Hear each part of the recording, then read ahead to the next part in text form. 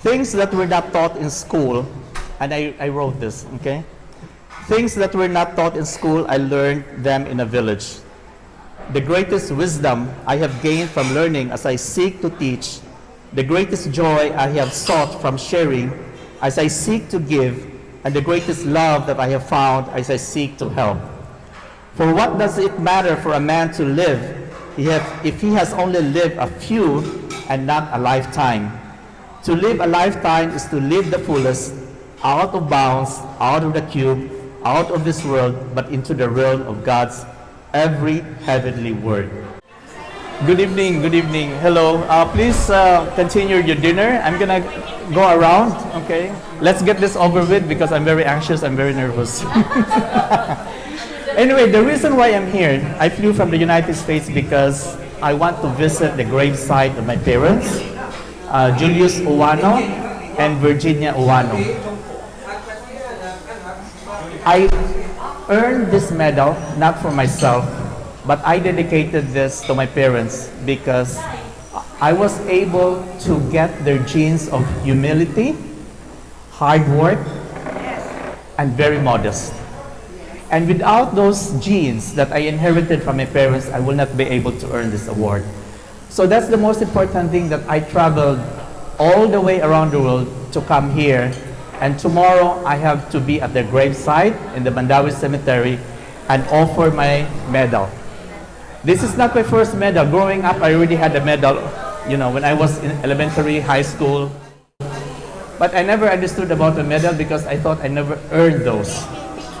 But it was a pride of our parents whenever their children have medals. So in other words, I want to give this to them in the same way that when I earned my medals during my younger years, I made my parents proud. And hopefully, I will make them proud again, even if they're not here with us. Okay? And secondly, I want to be able to thank Junior also for hosting this, because when I told June, I will be in Cebu, and I said, I'm going to hold a party somewhere. And he said, I would like to offer our place because, first of all, it's free, I'll take care of everything. So June, thank you so much. And I did not expect this to be like this because I said, June, I only have 20 guests. Anyway, this is for everybody. And I know some people are asking, what is this party for? And I said, it's because of the Ouanos love to eat. That's why we're here. Okay? Okay, so... anyway, we have different age groups in here, and I know we have the youngest up to the oldest. But let me just mention this: to be humanitarian, you need to have the right timing, you need to be at the right age, and you need to have the right mission. You need to have the right opportunity. Okay, let me just explain to you exactly why Cambodia. Okay. And don't worry, I don't have a whole notebook, I only have this page. All right, so this was my social experiment. When I thought about Cambodia, among how many countries do we have around the world? Maybe 180, I'm not sure. But Cambodia was not popular, okay? Now when I said Cambodia, my friends asked me why Cambodia? And this is the reason for me personally. It's a democracy. Parliamentary monarchy, it may be a quasi-democracy, but it's still a democracy. The population is not as huge as compared to the Philippines. It's only 16 million, okay? Although it's a little smaller than the Philippines, but it's still sparsely populated. Geography, it's close to the Philippines, okay? It's not too far away. Natural resources, abundant in natural resources. They have lakes, rivers, the oceans. Although their coastal area is not as long as the Philippines, they only have probably about 300 kilometers of coastal area. Okay, that's all they have. But luckily, they have the ocean. Okay, that like Laos is internal. It's interior. Okay, it's all bounded by mountains, and they don't have the ocean, but they have the rivers. Okay. Then we have internet. Interestingly, for a third world country, they have the best internet. It's very fast. When I was there, that was in 2012. The culture, amazing. They have their own culture all the way from 900 AD. Okay, that was when their civilization started. And Buddhism, just want to let you know, I came from Samantabhadra Institute. Okay, and I know Pastor Joe is here.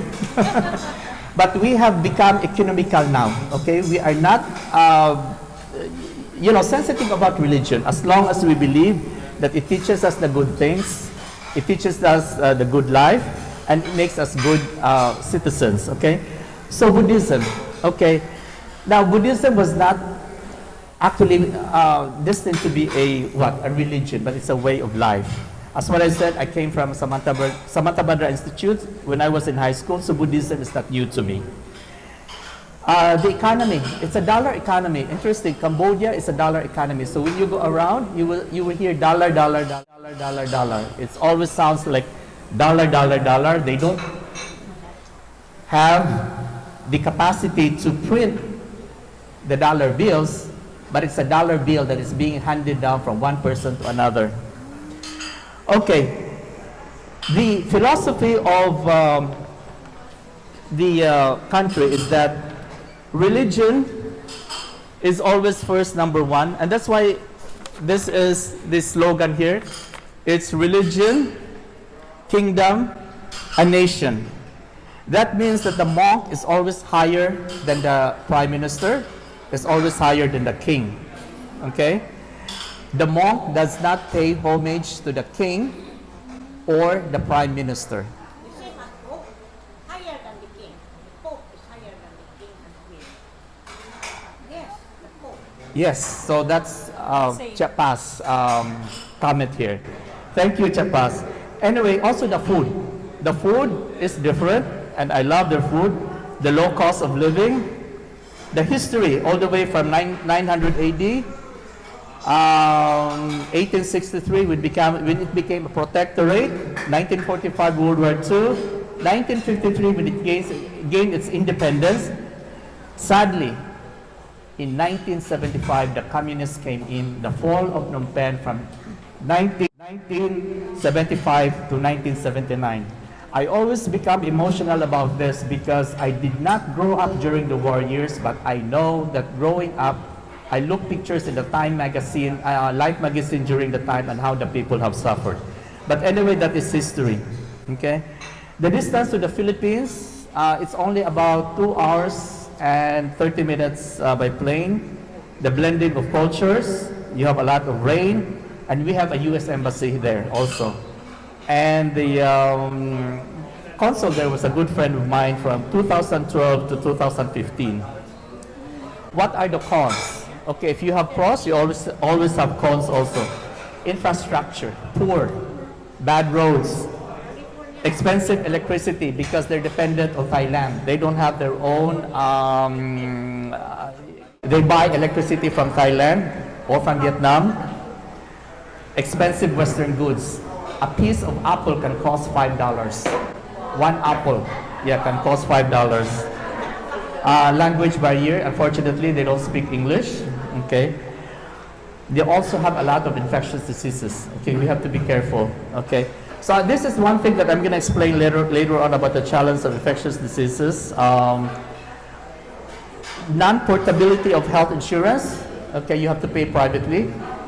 The distance from the USA is quite far, and the weather is very, very hot in there. Yeah, humid.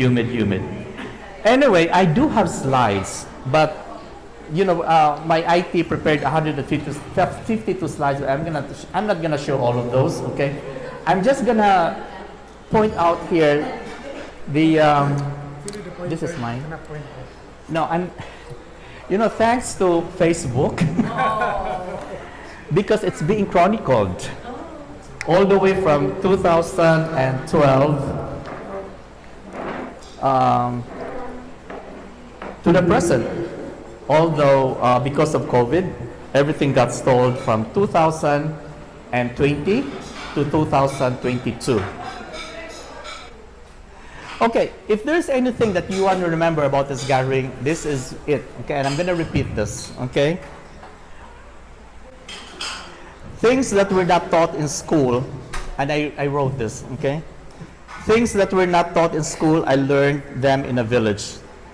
The greatest wisdom I have gained from learning as I seek to teach, the greatest joy I have sought from sharing as I seek to give, and the greatest love that I have found as I seek to help. For what does it matter for a man to live if he has only lived a few and not a lifetime? To live a lifetime is to live the fullest, out of bounds, out of the cube, out of this world, but into the realm of God's every heavenly word. With this, and hopefully this is the focus of why I'm here, and this was also the focus of why I was called. Okay, that was year 2012. I spent 7 years in Cambodia, and maybe we can touch a little bit, a few slides, so I don't get distracted. And I don't want to talk here for the whole hour, because we still have to do some rombong. Okay, I'm just gonna talk about a few slides in here because this is the focus, and it's stalled. Okay, someone is still. Okay, first of all, we're already here. Okay, this is that's the medal over there. It's called the Knight Grand Cross of the Royal Order of Cambodia. Now, if you are from Europe, you're actually awarded this also. If you are from Germany, if you are from France, if you are from England. Okay, because when we went there during the beatification of the Pope, and we were actually in front, there was a lot of dignitaries that were wearing medals. And I was wondering, what are those medals? And they were so dignified, and they were not young. You know, they were elders. Some already were wearing canes, you know, when they were in the St. Peter's Square. And I just found that it was a European tradition from the kings that any dignitary or anybody who has contributed to the kingdom, were actually awarded with a medal. So in other words, let's go back to this. So the awarding of medals is an old tradition, and because Cambodia was a part of France before, it was a French protectorate, so the tradition of awarding medals continued. The only difference is this.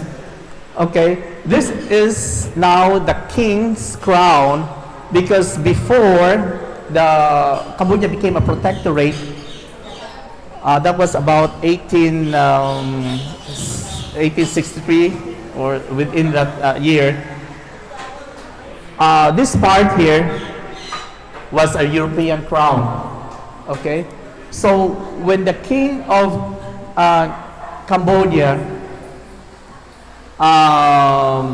after the French protectorate, and the king of Cambodia decided that they need to change that part, which is now the crown of the king. So only that part has changed though. So other than that, the coat of arms of the king is still there, and you can see it over there. And this was awarded to me in September 19 in New York. Yeah, so that's where the gathering is, and that's where all the Cambodians came. There were about 4,000 Cambodians all the way from Canada, from the United States, to meet the new Prime Minister. The Prime Minister was only in his honeymoon stage. He was only less than 1 month. So in other words, he was under pressure. Remember, the Cambodian government was close to anarchy. It was not popular. So I had also to be very careful on which side, you know, because I'm apolitical. I don't have any affiliations. But the way this works is that the Prime Minister will give recommendations to the king. I don't know the king, and the king doesn't know me, but the Prime Minister knows me. Okay, so this was in other words, I was a candidate. Okay, and the king's role is ceremonial.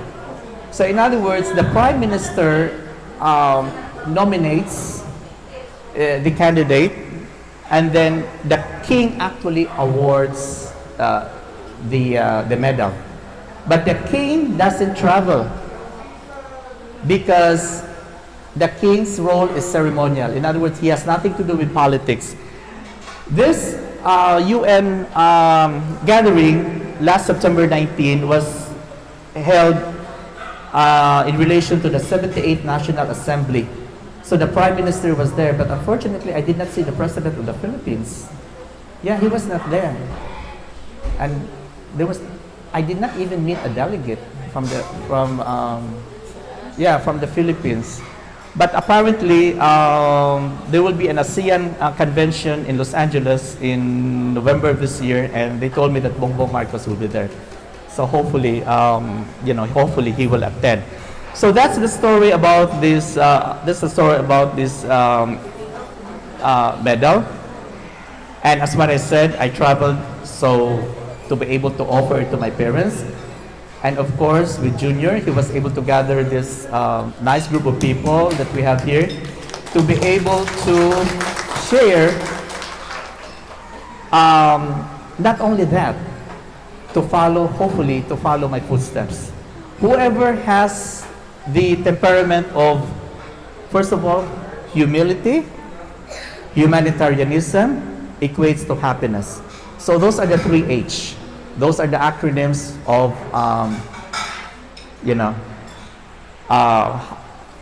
how to become a humanitarian.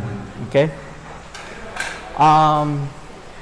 Now, going back to this is not my only award. This was a simple award. In fact, they cannot pronounce my name. They cannot spell my name. Yeah, this was given to me by the barangay or the village chief way back in 2014. And I still have it because I thought it was a very honest, I would say, reward. It's not a medal, it's a piece of paper. Okay, that is the consulate, the officer of the United States Embassy based in Cambodia. He's not there anymore. He's already replaced. So he was there from 2012 to 2000, and he spent a good 7 years in there. Okay. Okay, this is the Prime Minister. Oh, very young. Well, before he became a Prime Minister, you can still shake his hands. Now, no more. He has a very tight security. And his name is Prime Minister, he's a doctor. He has a doctorate in economics, Hun Manet. Okay? So thank you, Prime Minister Hun Manet, for the recommendation. And this is our king, King Norodom Sihamuni. King Norodom Sihamuni, and that's the, this is actually his mother, huh? That's not his wife. This is the father, King Norodom Sihanouk. Yeah. Okay, now my greatest inspiration is actually who? President Carter. President Carter won the Nobel Peace for Humanitarianism. And until the time that he's not able to function anymore as a president or as an ordinary citizen, he continued to be very, very modest. When you go to Plains, Georgia, he only has one bodyguard. He walks, he lives in a cottage, he eats a simple meal, but he has to have a secret service because that is the requirement. Okay? Alright, so he gave me a book. It says, Helping Yourself, Help Others. Okay? And he's a role model. He's 99 years old, you know that. I think the former First Lady is about 96. Okay. And okay, well, another role model on a different degree, Angelina Jolie. She was actually the first American who became very interested also in Cambodia during the filming of the Lost Raiders or something like that. Tomb Raiders. Yeah. Okay, that was in 2002. He was granted Cambodian citizenship. Oh, was she? Yeah, he was granted by Cambodian citizenship by the king, and I would presume that she would probably also receive the same medal. Okay, she has inscription to the back about the Cambodian mantra. Okay, now remember, I only borrowed the slides. Okay, these are not mine. So, with due credits to the person who took this picture, thank you. And that's Maddox over there. And this is one of my pictures that I really take pride of because it's my favorite. I would say tourist spots. You know. So anyway, after this, feel free to. I'm gonna run them. I'm not gonna talk anymore because we still have a lot of things to do. We still have a picture taking over there. Okay, I'm gonna tell everybody how to be able to do the Cambodian pose. Yeah. Okay. And this one, I had this book when the Prime Minister of Cambodia went to the United States, I believe, in 2015. Yeah. We don't have furnitures over there. So we have a mat. That's where we sleep. That's where we eat. That's where we, have gatherings. We talk. Okay. This is the village that I created. Let me just tell you about the story about this, okay? Going beyond this is about 100 hectares. There was a Chinese investor, very rich from China. You know very well that if you have money in Cambodia, no matter what, you can own land. He wanted to buy this side here on the right-hand side and make a piggery. Okay. Now, the villages will obviously be displaced. Okay. Now, my commitment to them is that you already have the road, you already have the school. I will give you the house for the teachers. So this is the house that we built. This is actually uprooted from Siem Reap, which is the capital. We took the lumber and everything, put it in the tractor, and then built it over here. Because the problem why the school system failed in this rural area, it's not remote, it's only about 50 kilometers from the capital, or Siem Reap, which is how far Kitcharao is from Surigao, right? That's 50 kilometers. But it seems remote because we don't have transportation, okay? The problem is that the teachers mode of transportation, in other words, the fare that they pay for the tricycle is much higher than the salary that they receive. So that means that we entice them to live in that Khmer house, the wooden house. So all they have to do is walk to the school. And it did work. So now we have teachers over there. Now, this school was dedicated to the Prime Minister of Cambodia, and that's his name over there. And this is my first friend. In other words, without him, I will not be there. He is the chief police officer. He's also the barangay chief.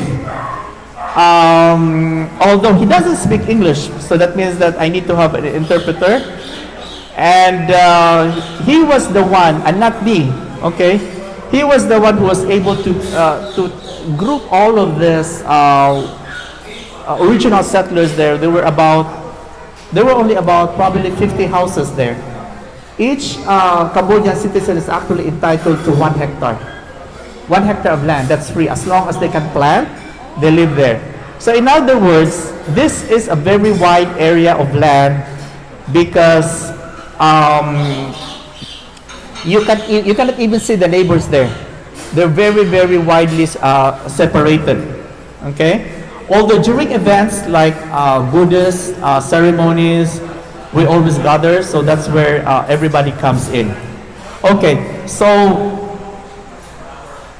that means that this village now grew from 50, I would say 50 to 100 settlers to now there's about 1,000. Yeah, it grew. It grew because they have a school now. They have a temple. They do have a housing for teachers. And this is also a rest area for travelers. Fortunately, this village here is very close now to the recently recognized temple by UNESCO. Yeah, that is called the Koker. Koker, K-O-H-K-E-R. Koker temple. It's like a Mayan temple. It's like an Egyptian temple that was never recognized before, but now it's recognized by UNESCO. So this is the same guy, my best friend in Cambodia. He's a villager, and I gave him a book. He has a store to be able to sustain himself, and he has it's like a sari-sari store. Okay. Okay, talking about land. And Pontius is our asidero here. And he knows this very well about rice. Okay? I cannot own land over there. And you know that very well. Okay, just like in the Philippines. Okay? The farmers there continue to be very, very poor. Okay? And I was wondering why. Okay? Now here's about rice in Cambodia. There's always a middleman. It's the middleman who always becomes rich. The farmers remain poor. Okay? Now, 1 hectare of land can actually reap about 50 sacks of rice. Now, Pontius, correct me about this if I'm wrong, huh? Because I'm not, how do you call this? I'm not a hands-on farmer. You can only see me there doing that, but it's only for picture's sake. But I'm not a hands-on farmer, okay? So I gave them money to rent the land. The rental of the land is very, very cheap. It's only $50 for 1 hectare for a year. Yes, yes, yeah. So that means that the only thing is that we can only harvest there once a year because we don't have irrigation, okay? So if you multiply 50 sacks of rice that you can get from 1 hectare.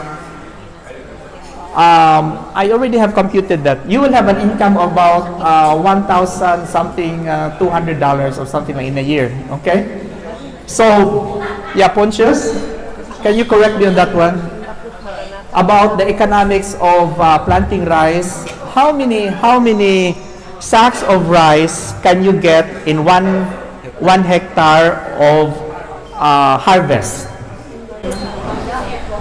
It depends. Monocropping, one cropping only, it can yield higher. Okay.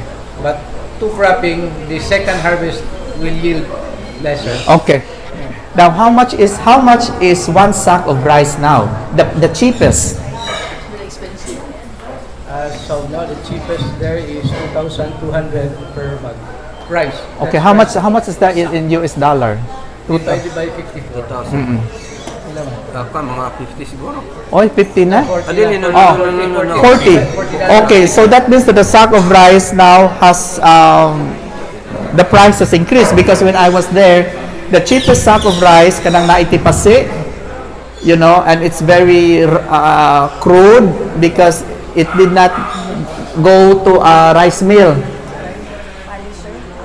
They have to, yes. Oh, $25 for 1 sack of rice. Okay. So anyway,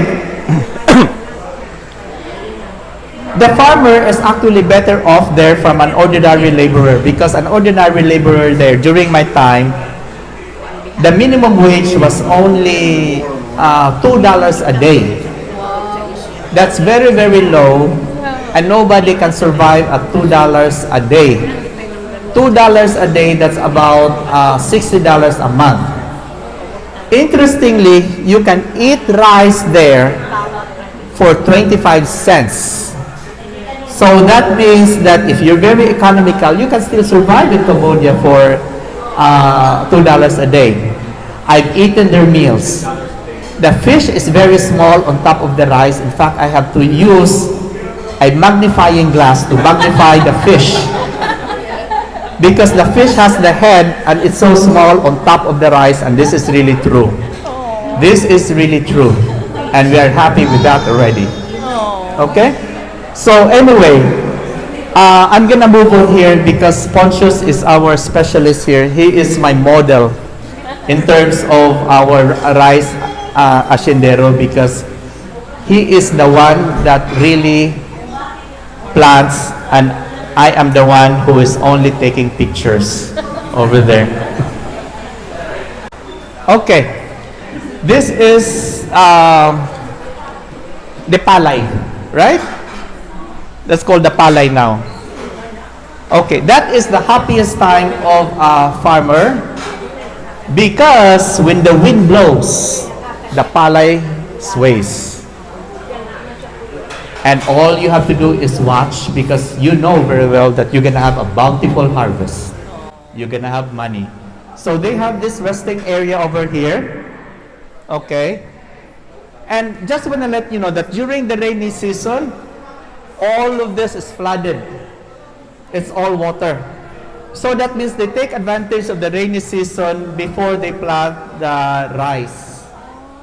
Because it's rich in, they call it silt. It's rich in minerals coming from the rain. So they don't need fertilizer. It's organic. Okay?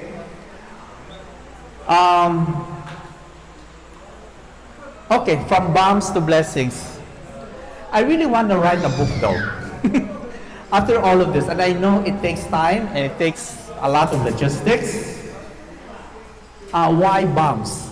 Okay, Cambodia was bombed in from 1975. Yes, that was 1975. That was the heyday. I would say the heyday of the Americans bombing Vietnam. It was intended, the bombs were actually intended for Vietnam. Unfortunately, it spilled to Cambodia and Laos. Yeah, so there was a person there, a Cambodian, and he was looking at the skies, and the way he described the bombs, he said, bombs fell like rain. Can you believe that? Bombs fell like rain. In other words, the United States of America dropped the most number of bombs as compared to the bombs that were dropped in World War II. Okay? But that's history, of course. Okay, so as what I said, this is our Prime Minister now, and that is our King. Okay, let me just, I also received a certificate of recommendation from the Honorary Consul General of the King of Cambodia in the United States. Okay, and let's go back to this tenting, and there's a rainbow there. My background is I'm actually a registered nurse, and I know infectious diseases very much even before COVID. During the time that I was there was a disease called, where's Tuti? Our doctora. Hand, foot, and mouth disease. Okay. This is what I found. Children that are playing, they don't wash their hands when they put their hands into their mouth. That's basically how they got this infectious diseases. Okay. Now, I instituted a triage system there. In fact, this was before COVID, because I wanted to be able to. I wanted to see that the children who were transported to the provincial hospitals are the ones who were actually very, very sick. Okay? So you have to triage the same way that you have to triage also in the ER. Okay? So this tent came from the United States, and it became very handy because that's where actually we put or we isolated or quarantined the sick children so they don't infect the healthy children. Okay? Okay, so let's move on. Oh, this is a Cambodian also that got the award from the Ramon Magsaysay Award. In other words, it's a two-way approach. It's not a Filipino who can get a Cambodian award, but a Cambodian can also get a Filipino award. See how that works? Now we are so global now. Okay, this is the drinking water. In fact, we misspelled Philippine there because we're very poor in spelling Cambodian. We don't care, huh? Our grammar is also very poor. So the most important thing is that water that is potable. We do have a lot of water because it rains so much, but we have to pump it up. In other words, we have to see to it that we are drinking safe water. The most economical and the most practical is what? To chlorinize it. And we have a chemical engineer over here, Joe Porter. So in other words, everybody here can always be a consultant to me. Oh, yes, Uncle Gus. Uncle Gus is here, sorry. But you know the formula, right, Uncle Gus? You know the formula per gallon of water to how much chlorine that we need to add. I don't want to go into that because I don't want to have any mistakes. Yes, it's 1,000,000 parts. We don't have chairs. And the reason why I want to show this, because for those who have back pains, this is actually the solution. How to work with your computer. And this is a very typical Cambodian pose because we don't have a chair, we don't have a desk, we don't have a computer table. So we make use of that's not even a bed. That's kind of a bamboo that has a padding and it's elevated. It's almost like a hut because it has a roof on top of it. Yeah, because it's very hot over there, so that means that we stay outside of the house. Yeah. Okay, this is just a mythology in Cambodia. The reason why we have an eclipse because the god is eating the moon. Okay, this was in New York, and as you see, every gathering there's always a monk, and that was to welcome the Prime Minister. Okay, the sack of rice, that's 50 kilogram. 50 kilogram. Okay. Now, remember also that Cambodia actually produces the best rice in the whole world, but we don't know how to market it. That means that the farmers never get the money. Because it goes to a middleman, the middleman makes money, the middleman exports the rice, okay? And this is a family also that, this was in 2012, so all of them are grown up now. This is the family that I have given an enterprise system, and I have given the capital to start a sari-sari store because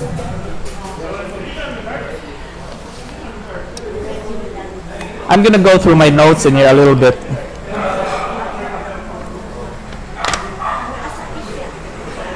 Okay.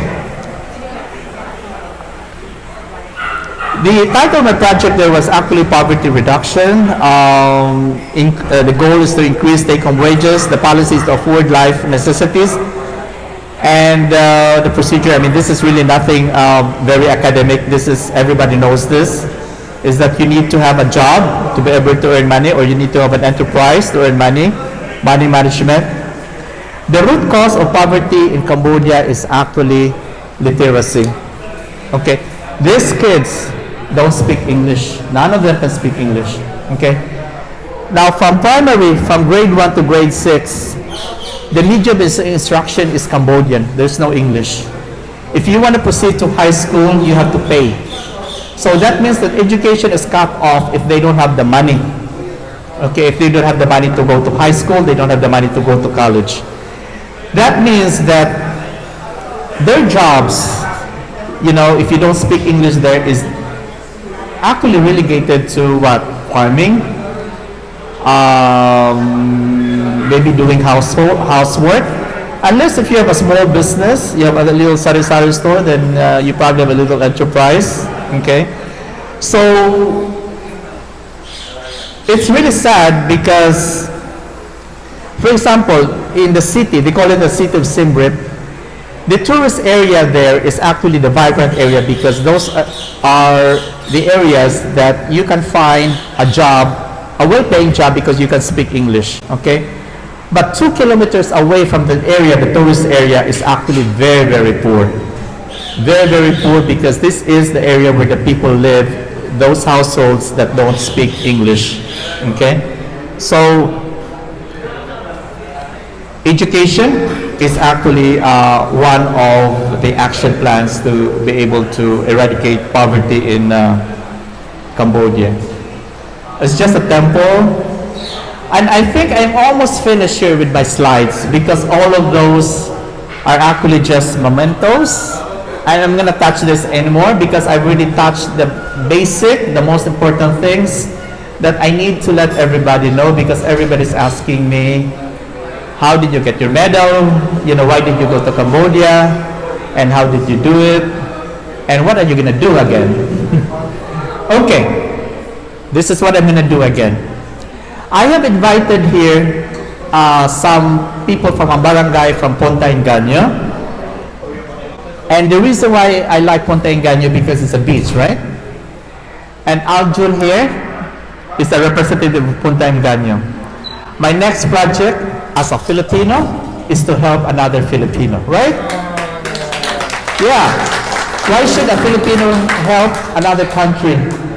You should go back to your real country because you have a mission to help your fellow brothers.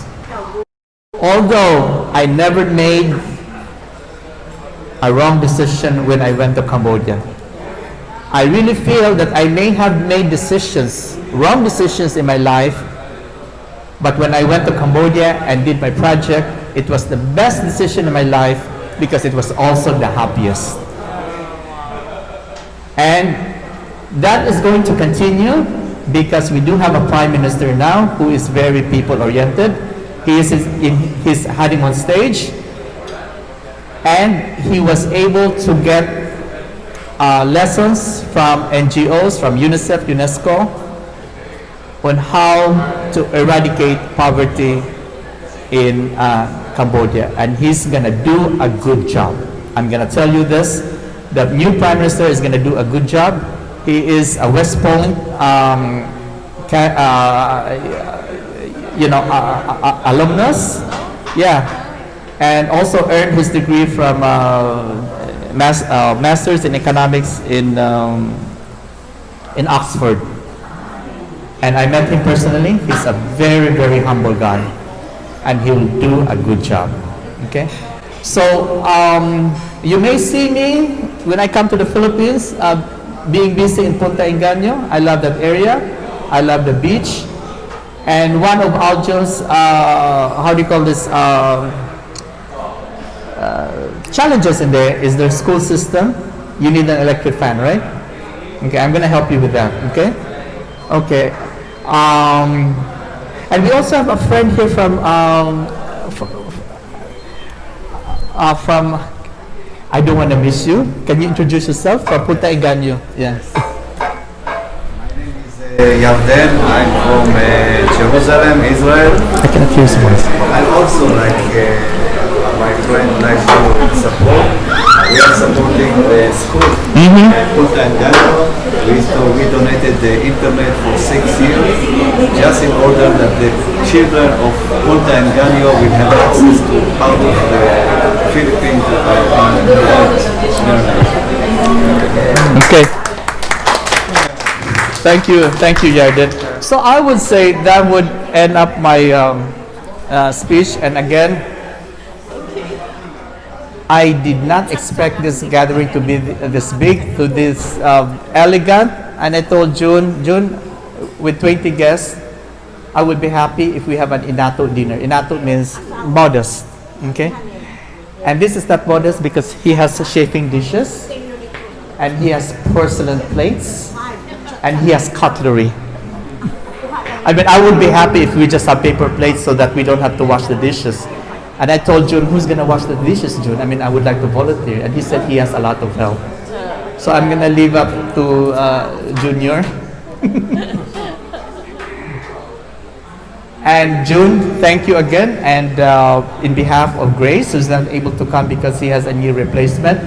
And she asked me exactly to take a video of our gathering. Because for all you know, she has about 100 friends also waiting for me over there. Okay, thank you guys and good night, and please enjoy your dinner again, okay? Okay.